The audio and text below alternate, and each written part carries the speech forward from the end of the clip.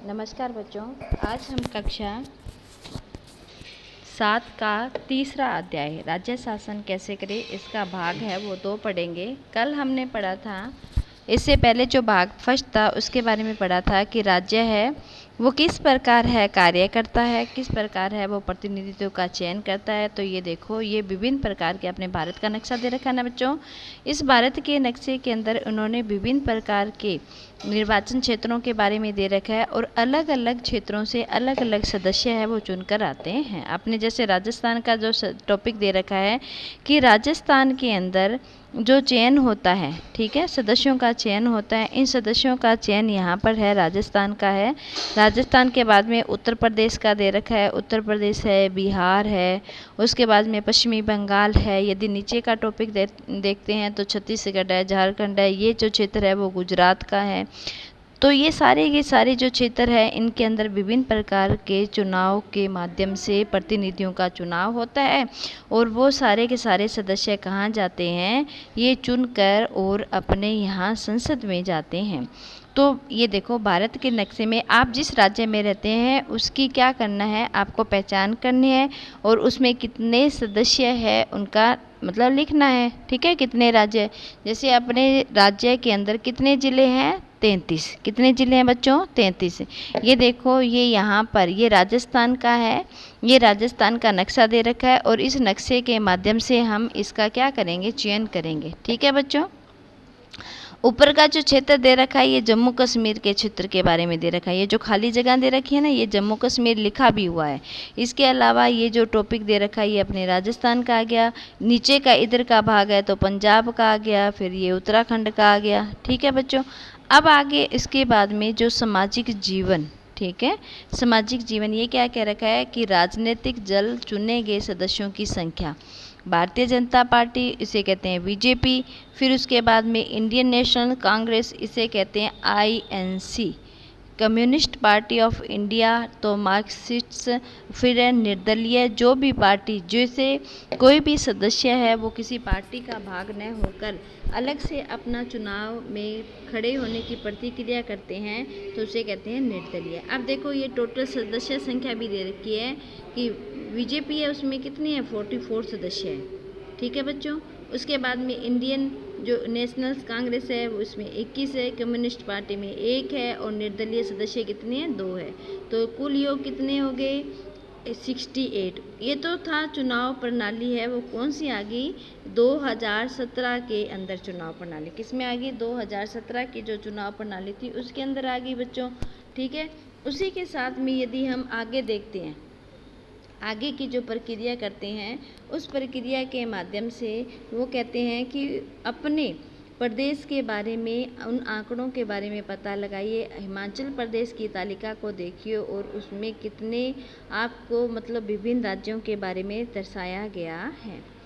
तो भारतीय जनता पार्टी में मैंने बता दिया था कि 44 है। राजनीतिक दल में 34 से अधिक विधायकों की क्या होती है, आवश्यकता होती है। कोई भी पार्टी बनाती है ना तो उसमें टोटल कितने सदस्यों की आवश्यकता होती है, 34। अब अपने बीजेपी के पास कितने हैं, 44 है, तो इसके मतलब उनकी पार्टी बन गई, ठीक है। तो इंडियन नेशनल कांग्रेस मुख्य रूप से किस रूप में हो गया, विरोधी दल के रूप में सामने उभरा। अपने यहाँ जैसे क्लास के अंदर मॉनिटर में 2 व्यक्ति खड़े होते हैं, एक व्यक्ति को 44 है वो चुनाव में मतलब वोटिंग मिलती है और दूसरे को कम मिलती है। तो जीता कौन, जिसके पास में 44 सदस्य हैं। तो सामने वाली जो पार्टी है वो किसके रूप में मानी जाएगी, विरोधी दल के रूप में मानी जाएगी। अब विरोधी दल भी होना आवश्यक है, क्योंकि यदि बड़ी पार्टी है कोई भी गलती करती है तो उसका विरोध करने के लिए कोई तो प्रमुख होना चाहिए, ठीक है बच्चों। तो इसी के साथ में चुनाव के बाद में जो सत्ताधारी दल है वो विधायक अपने नेता का क्या करते हैं, चुनाव करते हैं और उसी में से मुख्यमंत्री बनता है। जो मतलब मेन होता है वो क्या बन जाता है, मुख्यमंत्री। उदाहरण के लिए भारतीय जनता पार्टी के विधायकों ने श्री जयराम ठाकुर को अपना नेता चुना और वे क्या बन गए, मुख्यमंत्री। इसके बाद में मुख्यमंत्री मंत्रियों का चयन करते हैं और चुनाव के बाद में राज्य का राज्यपाल मुख्यमंत्री तथा अन्य मंत्रियों की क्या करता है, नियुक्ति करता है, ठीक है बच्चों। अब देखो धीरे धीरे ये जो प्रतिक्रिया है, अब जैसे अपने राजस्थान का मुख्यमंत्री कौन है, अशोक गहलोत है। इसके साथ साथ वो अन्य मंत्रियों की भी नियुक्ति करते हैं। ठीक है बच्चों। तो अब राज्यपाल कौन है, तो कलराज मिश्र है। कौन है, कलराज मिश्र, ये राज्यपाल है। ये कहते हैं कि विधानसभा में एक बहस क्या होती है, जब कभी भी कोई बातचीत चल रही होती है तो इस बातचीत की प्रक्रिया के अंदर हमारी कुछ बातें हैं वो अच्छी, तो कुछ बातें हैं वो अच्छी होती है और कुछ बातें हैं वो खराब होती है। तो विधानसभा एक अत्यंत ही भव्य और प्रभावशाली भवन स्थित था। बच्चे बहुत ही उत्सुक थे। सुरक्षा जांच के बाद में उन्हें ऊपर ले जाया गया और ऊपर एक दर्शक दीर्घा थी जहां से वे नीचे विशाल हॉल में देख सकते थे। हॉल में डेकोरेशन मतलब जैसे अनेक कतारें लगी हुई थी। विधानसभा में उन दिनों किसी भी तत्कालीन जो समस्या पर बहस करने वाली थी। विधानसभा की बहसों से विधायक अपनी राय व्यक्त कर सकते थे। संबंधित प्रश्न है वे विषय के प्रश्न पूछ सकते थे, सुझाव दे सकते थे। सरकार इस संबंध में क्या कर रही है, क्या नहीं कर रही है, इसके बारे में भी वह क्या थे, उत्सुक थे। तो मंत्री है वो प्रश्नों का उत्तर देते और सदन को क्या करते, आश्वासन देते कि हाँ ठीक है ऐसा कार्य करते हैं। जैसे अपने घरों के अंदर जो बूढ़े व्यक्ति होते हैं, बूढ़े बुजुर्ग होते हैं, जब कभी भी अपनी कोई बात चल रही होती है, ठीक है, तो बड़े हमसे आश्वासन देते हैं कि हाँ ऐसा करना चाहिए, ऐसा नहीं करना चाहिए, ये करेंगे तो अच्छा होगा। उसी प्रकार सेम वही कंडीशन हमारी संसद के अंदर या विधानसभा की जो बैठक होती है उसके अंदर होती है। मुख्यमंत्री या अन्य मंत्रियों को क्या करते हैं, मतलब लेने होते हैं और सरकार चलानी होती है। प्राय उन निर्णयों के बारे में हम सुनते हैं।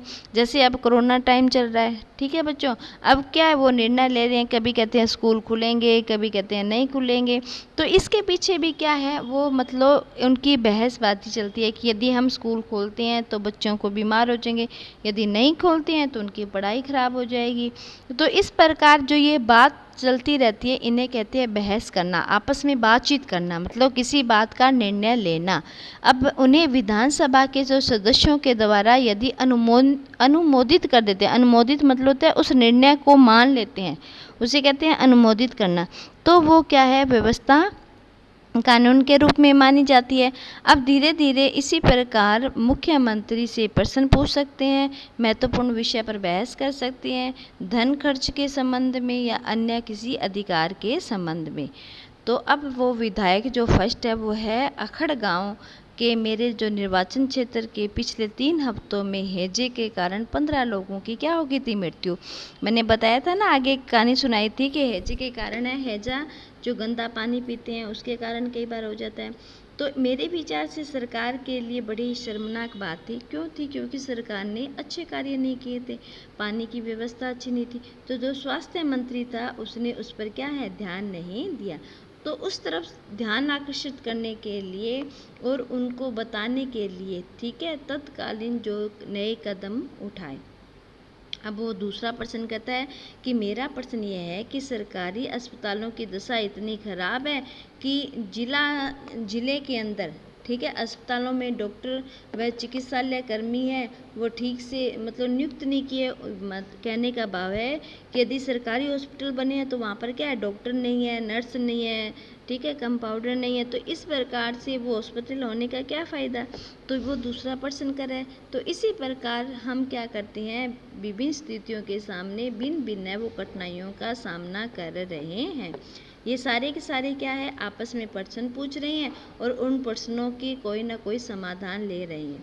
तो तीसरा विधायक कहता है कि हमारे यहाँ पानी की व्यवस्था नहीं है, जो तोल पट्टी में भी पानी की कमी भी गंभीर समस्या है। औरतें हैं वो पानी लाने के लिए कितने किलोमीटर चलती है, 3 या 4 किलोमीटर पैदल चलती है। मतलब अपने विद्यालय से अपने हनुमान खींचड़ी तक जाएं या उससे भी आगे जाएं तो भी 3-4 किलोमीटर, या फिर मानेकसर जाएं तो इतनी दूर तक पैदल जाती है वो औरतें पानी लेने के लिए।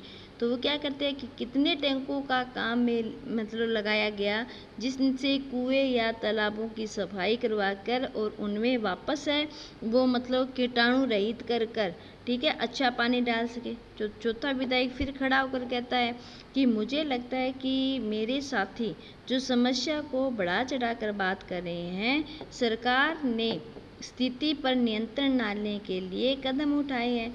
पानी के टैंकों का जो काम है काम में लगा दिया गया है, और इसके अलावा ORS है उसके पैकेज भी बांटने लगे हैं। मतलब जैसे अपने किसी बच्चों की तबीयत खराब हो जाती है तो उनके अंदर पानी की कमी आ जाती है, दस्त लग जाते हैं हैजे के कारण, तो ORS के पैकेट होते हैं जिससे वो धीरे धीरे क्या है सर प्रतिक्रिया लेने से वो सही हो जाते हैं। तो ये कह रहे हैं कि हम दवाइयाँ बांट रहे हैं, पानी के टैंक दे रहे हैं, डॉक्टर भी मतलब हॉस्पिटल में नियुक्त कर रहे हैं, जो लंबी छुट्टी पर डॉक्टर है उन्हें ये बात बता रहे हैं कि आप आओ, क्योंकि आपकी वजह से बहुत से लोग हैं वो नुकसान में जा रहे हैं और उन्हें तकलीफ़ हो रही है।